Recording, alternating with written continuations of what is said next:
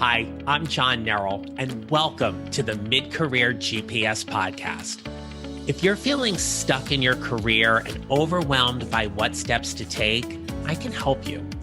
As an executive and career transition coach, I help my clients prepare, position, and promote who they are and what they do to show up and find a job they love or love the job they have. It's time to start building your mid-career GPS. So let's get started.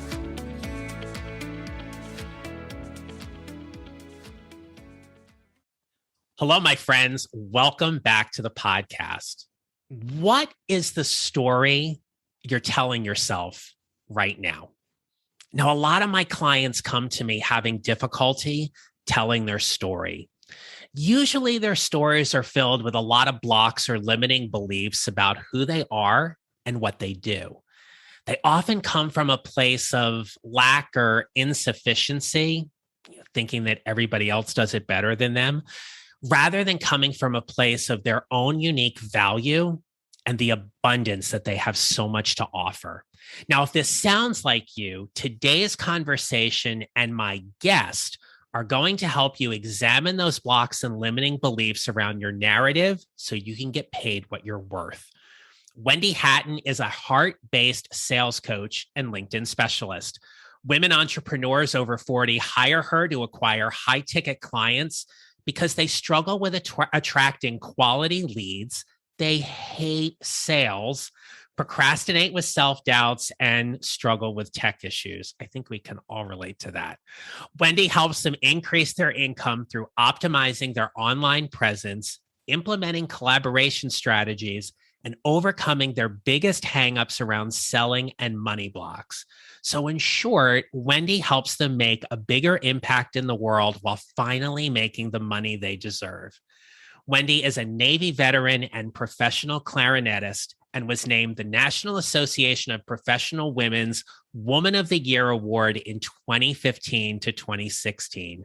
And she was also featured in the fall 2015 issue of the Women of Distinction magazine. She lives in Northern Virginia with her husband of 38 years, has 2 grown children and 1 granddaughter. Wendi, welcome to the podcast. Thank you, John. I'm so glad to have you have me here. Thank you so much. Absolutely. Now, just so our listeners can understand, and as we talk about connecting a little bit today, you and I connected through a wonderful local Chamber of Commerce networking event, very early on a Thursday morning, I remember, where you had given the keynote that day, and we talked, and we ended up going out for coffee a few months later. At the time, which was my favorite diner in my neighborhood that we have both lamented has since closed. But it definitely was the start of a friendship and a collaboration, if you will, in terms of getting to know each other a little bit more and supporting each other. And I'm so glad you and I get to spend some time together today, because this whole idea about how we can tell our story a little bit better and stand in our worth is an important one for my listeners. And I know you are a great person to help us do that today. So thanks again. Oh, thank you. I'm happy to share. Yeah. So Wendi, look, before we get started, and I love asking my guests this question when we start, tell us what you wanted to be growing up. This is a very interesting thing because it's totally unrelated to what I'm doing right now, but I wanted to be a surgical nurse. I have no idea why. I was in high school when I was thinking that. I might have even been younger, maybe in middle school. And I was playing clarinet at the time, but I didn't think I was going to be playing clarinet professionally at all after I left high school. But it ended up being, even when I went to college, before I went, I wasn't sure what I wanted to major in. My mother was a teacher, so I said, okay, well, why don't I just try that? The surgical nurse thing just seemed to be something that I wouldn't be able to do because that just doesn't seem to be, how I think. Like, I didn't like science, and I knew I would need to be good at that. So, excuse me. So I ended up going into the orientation at University of Maryland and the building at the time was old and beat up.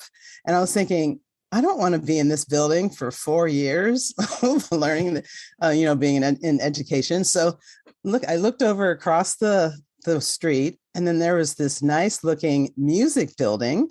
I said, well, I do play clarinet. Well, why don't I just walk over there and see what that's about? And then I ended up just loving it. I said, okay, I guess I'm going to try being a music major. So it wasn't like growing up, I wanted to be a clarinetist professionally. Like my daughter, she's a violist. When she was in 3rd grade, she wanted to be a professional violist from the very beginning. That was not me, for sure. Wow. I think it's because her older brother was a cellist. And so she wanted to follow in his footsteps and didn't want to do the same thing he did. So that's why she ended up becoming a violist. But so I just kind of fell into being a music major, went to the University of Maryland for 4 years, and then went on to Peabody for my graduate study. And then I got to the end of the end of my master's degree, and I was thinking, now what am I going to do? And my father, I remember him saying to me, well, Wendi, this is your last check, because he was sending me checks for the apartment that I was living in Baltimore. And I was thinking, gosh, that's my last check. So I immediately started auditioning because I didn't know what else to do. I still, at the time, wasn't sure that I wanted to be a clarinetist, but I still am. So I ended up auditioning in different military bands. I wanted to be in an orchestra, but the competition was just crazy. So my private instructor said, you should just try to get in one of the military bands, then practice a lot, and then you can stay in for 4 years and then get into an orchestra then. I said, that's a great plan. So that's what I did. So I did all these different auditions around the area and was finally got into the Navy band. I was so relieved. And at the time I was thinking, okay, this is just temporary. I'm not going to be doing this for an entire career. But then life happened. I met my husband there in the band. We got married, started having kids. So I said, oh, okay, this is my life now. All right. So I didn't get out at 4 years. I stayed in, but I did retire early when they offered an early retirement at the time when they were trying to sort of whittle down the military in the mid 90s. So they were offering bonuses and things for people who had reached at least 15 years of service. So I had just reached that 15 years. So I said, okay, I'll take that opportunity and retire and still get a retirement, not having to go all the way to 20. So then I said, okay, now I'm retired. Now what do I do? I was in my mid 40s at the time. And so I was thinking, all right, I guess the logical transition from being a musician in the Navy band is to teach private lessons, like either at my home or at a school or somewhere. It wasn't my passion because I would have been doing it while I was in the Navy if it had been. But I needed to make money somehow. And I knew we were going to be staying in the area. So this area in the DC area is not cheap. So I knew that I needed to keep working. So I started my private studio business. It was slow going at first, but after a few years, it started picking up. But then I realized, I don't know if I want to do this for the rest of my life. There's got to be something else out there where I can make a bigger impact on people. It's fine teaching lessons and all, but yeah, I just was feeling that. Yeah. So let me stop you here for a second, because there's so many good things that you're sharing here. And one of the things that I always say is that our career paths are a little messy. So no matter what it is that we do, we naturally go through these different progressions where we see ourselves doing one thing and then we pivot in some way to go to something else. Now, one of the things I have loved about you is your passion for music and how accomplished you are as a professional musician. I want to pause for a second, though. Tell us a little bit more about what are the skills or the learnings that you've had from being a professional musician that have just transferred over into other areas of your career. Well, two things I can think of. One is my creativity, into I was able to translate into my coaching also when I was teaching in private lessons as well. But I always seem to have good ideas about what other people might like to do, what I would like to do, whether or not I act upon them. Just that creativity comes out, and also the ability to listen intently to people. As a musician, that's what you're supposed to be doing. But in terms of listening, it's more listening to other instruments playing with you to make sure that you are in tune. It does translate into what I'm doing right now, making sure that people are in tune with each other in terms of personalities, how they relate to each other. I always want to make sure that everyone is happy and doing what they want to do. That's one of the things one of my strengths is trying to help people connect, collaborate, and just move forward in a positive way together in harmony. So I use that word harmony because that's also part of music. Yeah. So those are two things that I realized that I transferred over to the coaching world. And then just making sure everyone gets to do what they want to do and are happy. And I translate that over to my children and making sure that what they did all their lives was exactly what they wanted to do. And then also my husband, he seems to do things he doesn't necessarily want to do, so it doesn't make him as happy as he could. So I'm trying to get him dialed into that whole way of thinking. It's like, just retire if you want to, because he just does not like his job at all. So, I mean, he is eligible to retire, but he just has that fear of, oh, if we retire, then we won't have as much money, kind of thing. So, right. Yeah. Wendi, when you talk about connecting, and it's a great segue from what we understand about music and how different instruments play nicely with each other, right? And they create these phenomenal sounds and stuff. And so there's that kind of connection or collaboration that's there. In your career, what would you say has been the greatest lesson learned or the greatest tip you could give someone who's listening today to help them connect a little bit differently than what they are doing? Whether it be, say, on LinkedIn or at a networking event, or even just with people internally they work with, what advice would you give the listeners today about just being a better connection for somebody? I would say always think about that other person rather than thinking of yourself.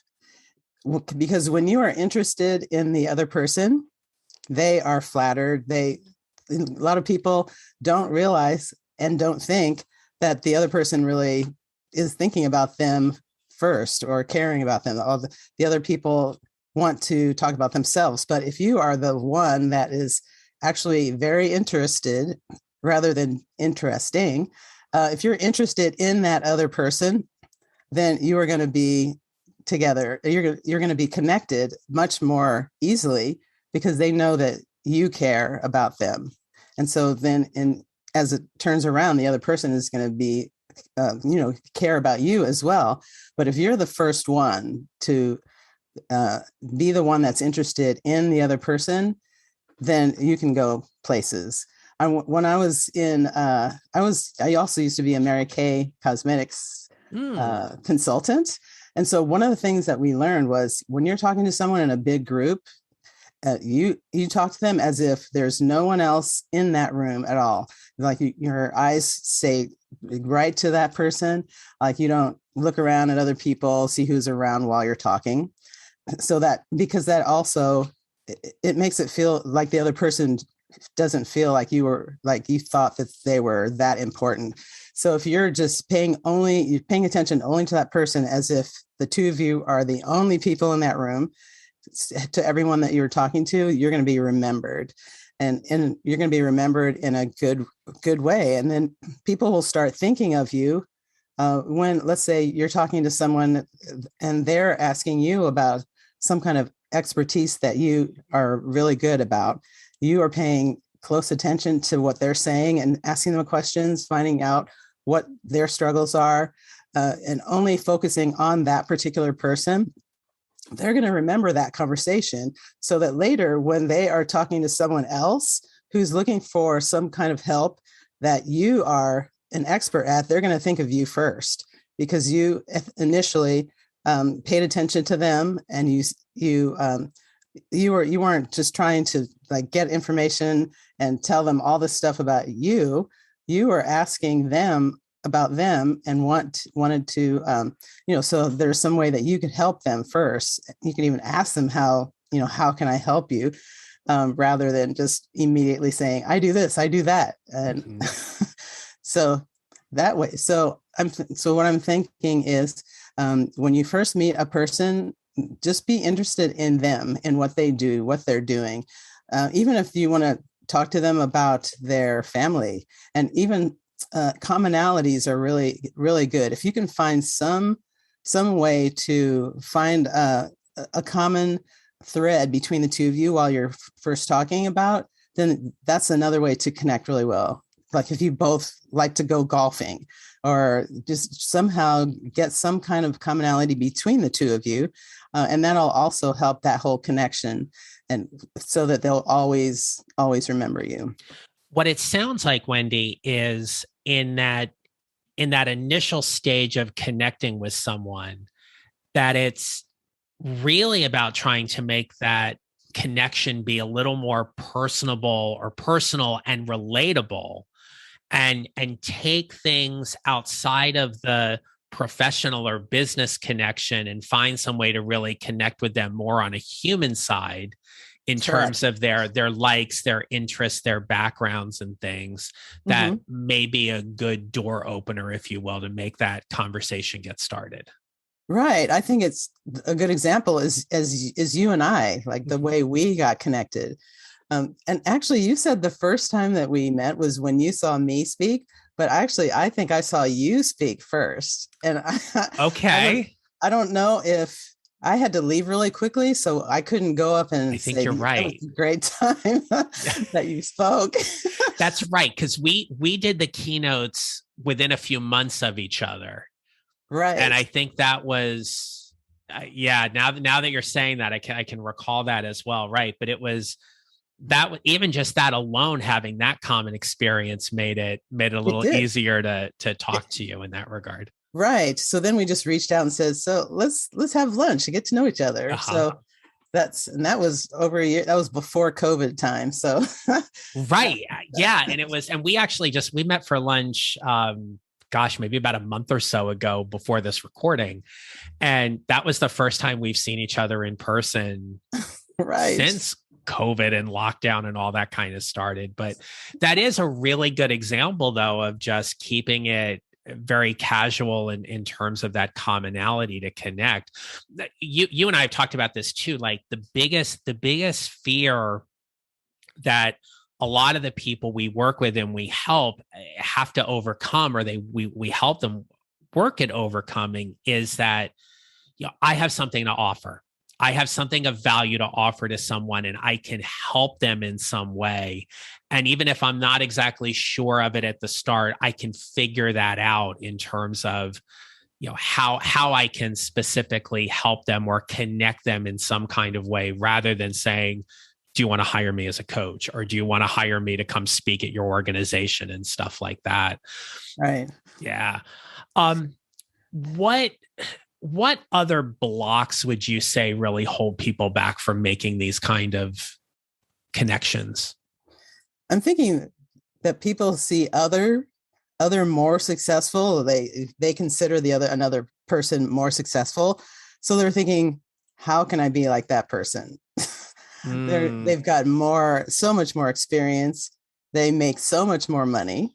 How is it that I can talk about the same topic and other people believe me when they've got this other person that is in the same type of field and are so much more successful? How is it that I can actually compete with that? And so my answer to that is, you don't have to be the best person in the world. There's always going to be somebody better than you, but the people in your world, you can be the best person in their world. And so you just do what you know is that you can do. Like in the past, I'm sure you've gotten compliments. People have probably written you complimentary notes, or if you could just take a sheet of paper and write down all the things that you can remember that of compliments that people have told you about, or accomplishments that you've actually accomplished. And then there should be at least 10 to 20 things on your list of any types of positive things that you remember accomplishing, or that people have talked to you about and told you about, any awards that you've gotten.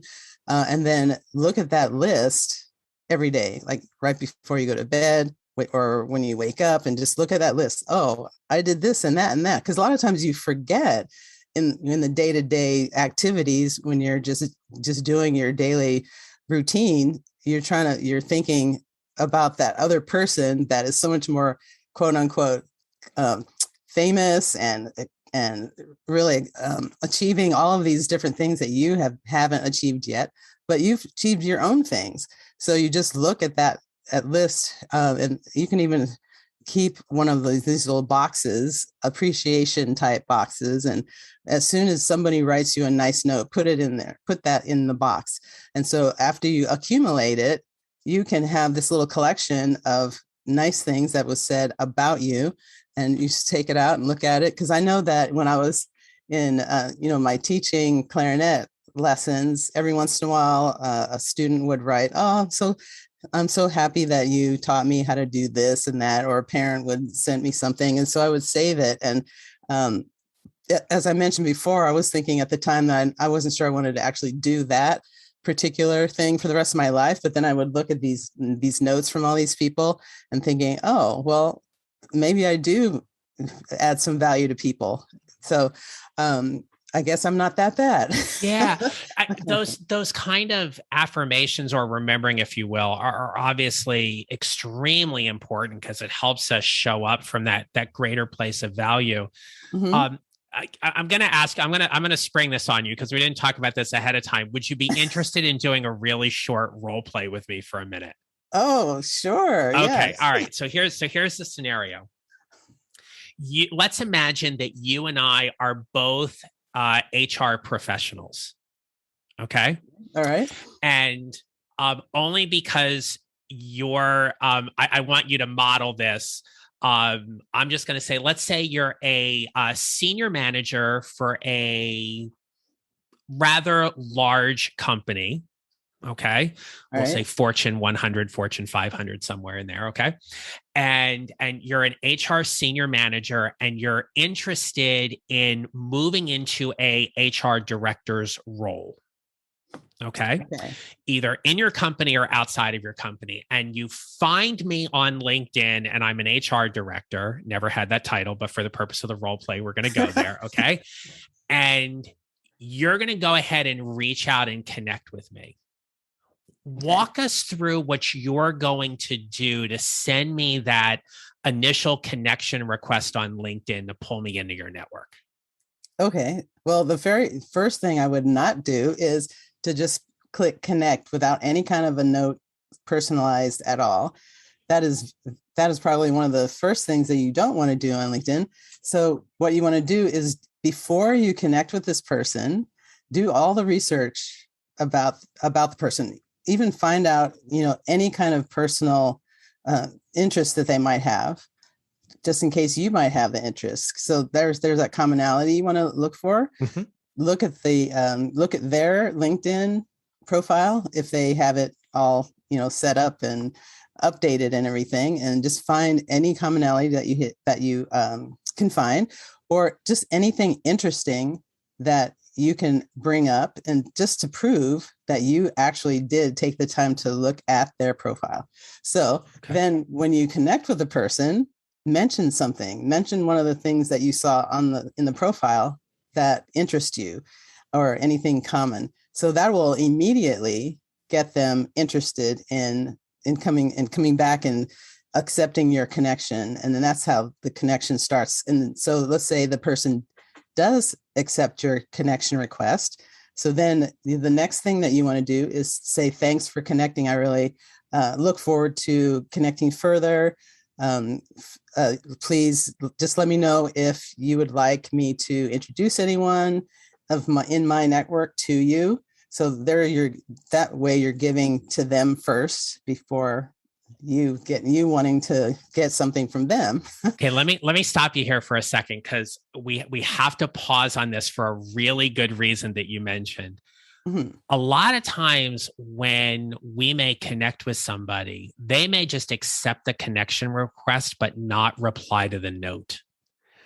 And so we have to look at that and go, they've allowed us in. They've opened the door a little bit to connect, even though they haven't responded.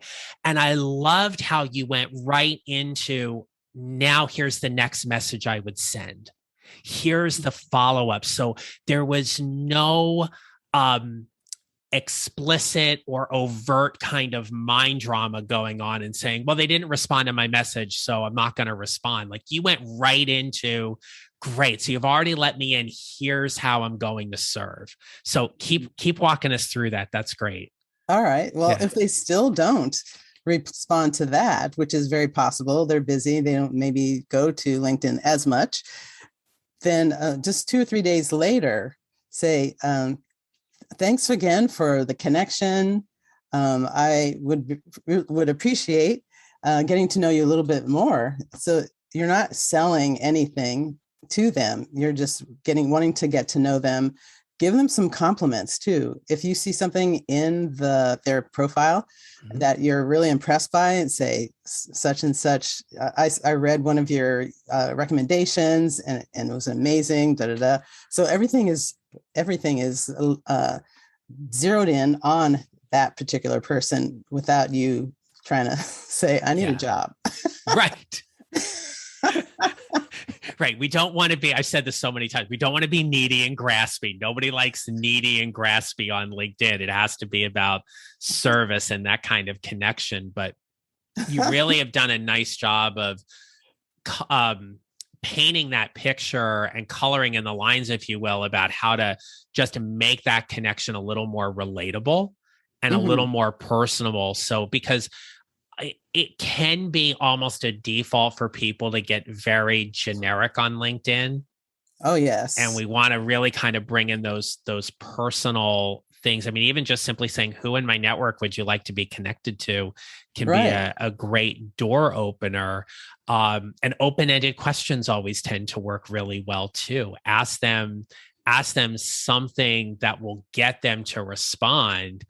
Mm-hmm. And the other thing I would say too, and let me know your thoughts on this, the messaging on LinkedIn doesn't need to be super formal, right? It wouldn't necessarily be like, dear Wendi, what is it that you really love about your business? Looking forward to hearing from you. Sincerely, John, right?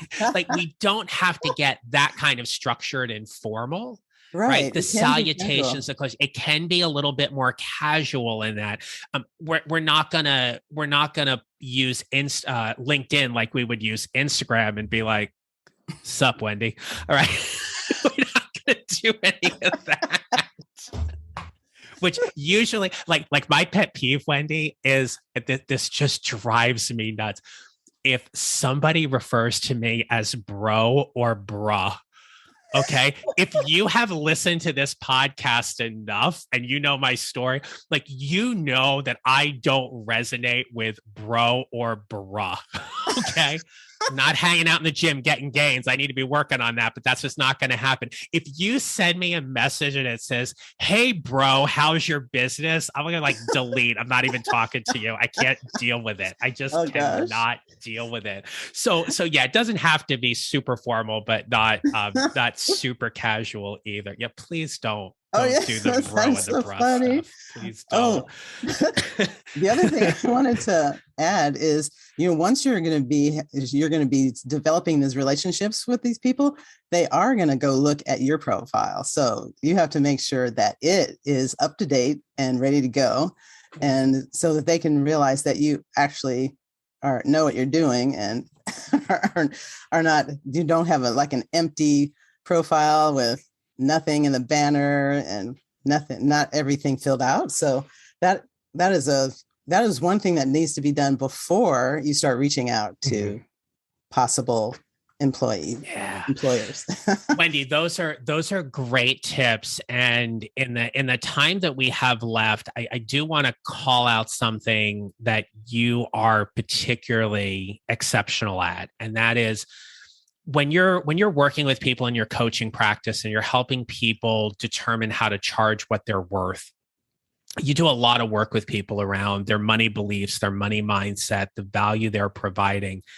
And I want to take that idea and the work that you do and pull that over a little bit to, how would you, or what would you recommend to somebody who is interviewing for a position and they get scared or nervous or hesitant about answering the salary question, whether it be on the form leading up to the interview or in the actual interview, and they say something to them like, "What are you expecting in terms of salary for this job?" What advice would you give the listeners to help them work a little bit more on their money beliefs so they can get paid what they're worth? Okay. Great question. So I work with a lot of people who are in that situation, not necessarily finding a job, but getting clients and then telling them how much their services are.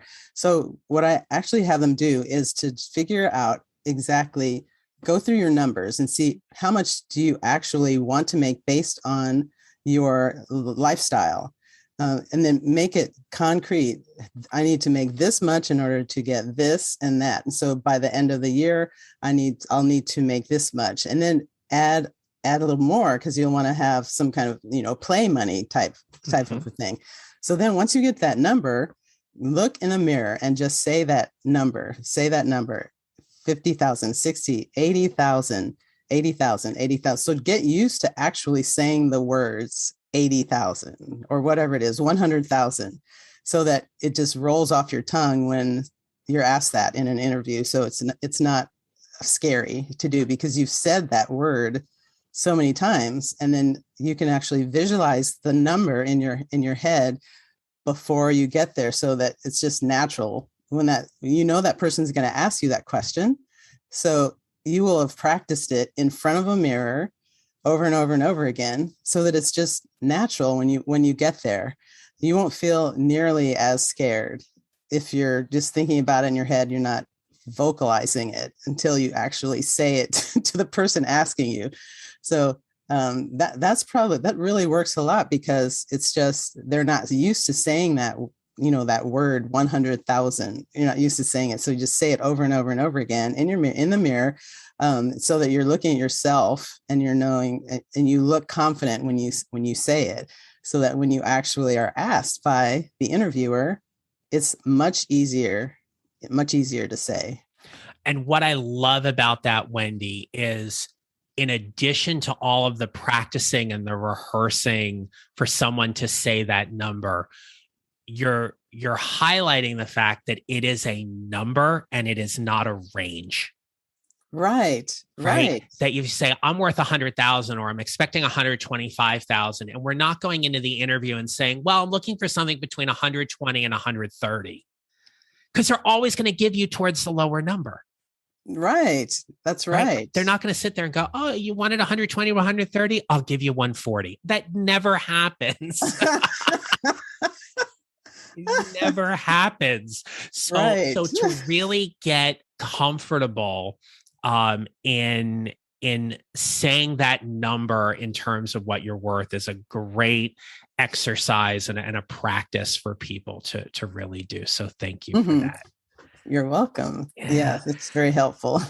Absolutely. Well, look, as we wrap up here, Wendi, and I want to thank you for your time today, what advice would you give someone to help them build their mid career GPS?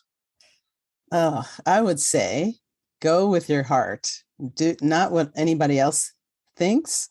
Just what is it that you have developed in your experience up to this point? Your what is it that you truly want in this part of your life, in this later part of your life, and what would make you the happiest?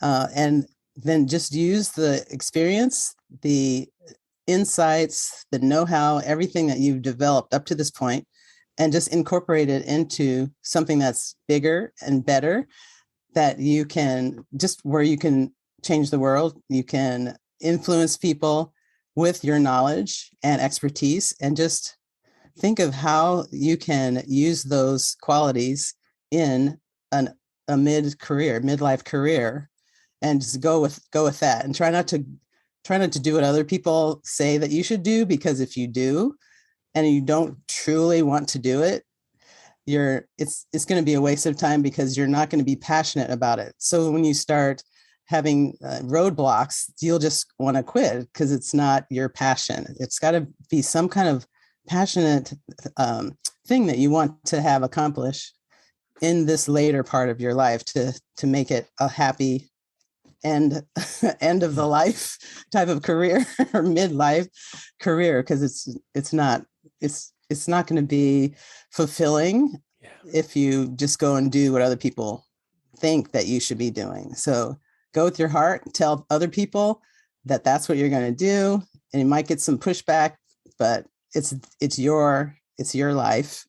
You need to be the happy person. And when you're happy, other people will be happy around you. So they'll come on board once you are happy and making the money. A lot of times the money speaks. So Yeah.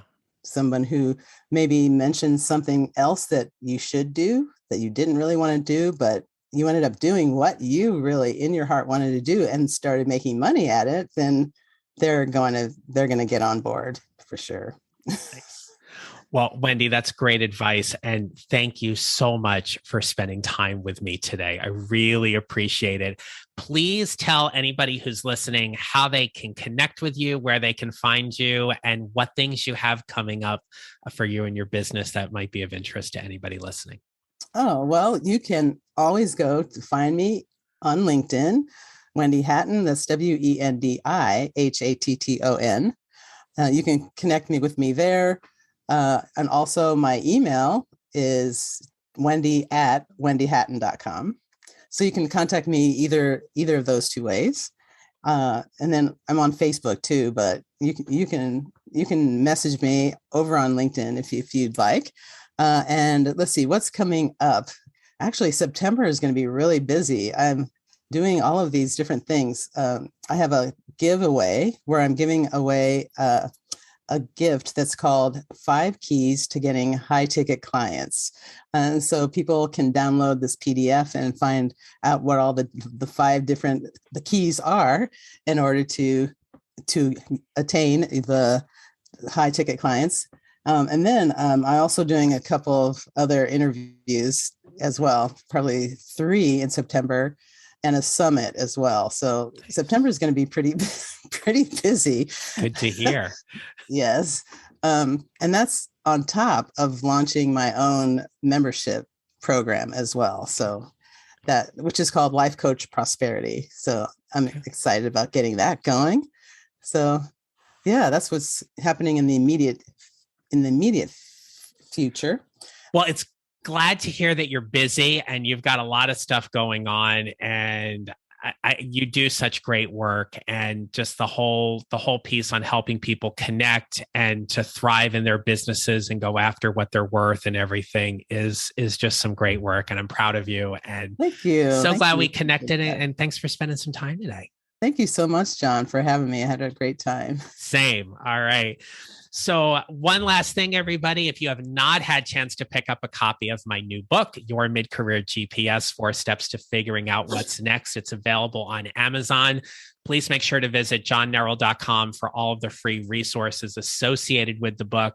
Join my private Facebook group called Your Mid-Career GPS. And remember, we build our GPSs 1 mile or 1 step at a time. And on behalf of Wendi and me, we wish you a great rest of the day. Make it a good one. Thanks again, Wendi. Thank you.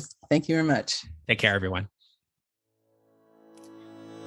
If you enjoyed today's episode and don't want to miss another one, follow on Apple Podcasts or wherever you usually listen, and kindly remember to rate and review. Visit johnneral.com to download your free job search tracker and other free mid-career GPS resources right there on my homepage so you can start building your mid-career GPS. Come join my private Facebook group at Your Mid-Career GPS and join an amazing community of people like you who are all working to figure out whatever is next for themselves and their careers. And don't forget to connect with me on LinkedIn and follow me on social at John Neral Coaching. I'll see you next time.